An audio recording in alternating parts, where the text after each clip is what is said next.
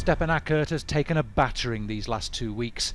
Azerbaijan has thrown the latest high-tech Israeli and Turkish-supplied weaponry at this town and the surrounding areas of Nagorno-Karabakh. The ceasefire has allowed people to risk emerging from their shelters.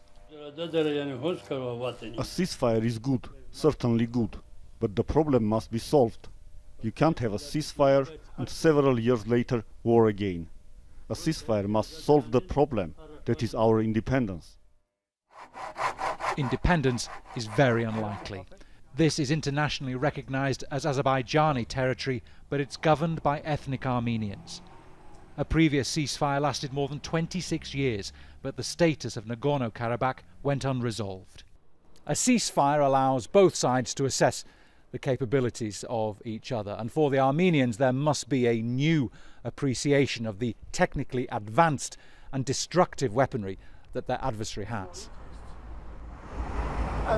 What has surprised Armenians in Karabakh is Turkey's open support for Azerbaijan.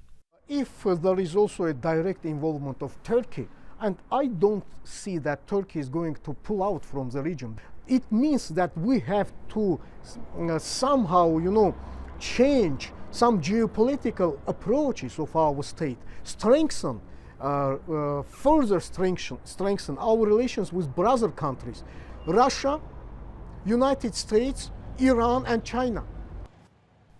In the Azeri town of Tarta, these buildings were hit by Armenian artillery before the ceasefire. We don't support the ceasefire.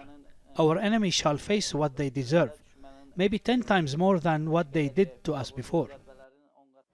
These were homes built for some of the tens of thousands of Azeris displaced from territory next to Karabakh that Armenia took in the 1991-4 war. Now they're on the move again. Our expectation is that international community, OSCE Minsk Group co-chairs, should take a responsibility and transform the current momentum, changing momentum of status quo into the durable peace, with a particular focus on withdrawal of Armenian troops from the occupied territories of Azerbaijan. Russia says Armenia and Azerbaijan have agreed to substantive peace talks. For them to work, both sides will have to make the sort of compromises on territorial sovereignty that they've never been willing to make before. Bernard Smith, Al Jazeera, Stepanakert, Nagorno-Karabakh.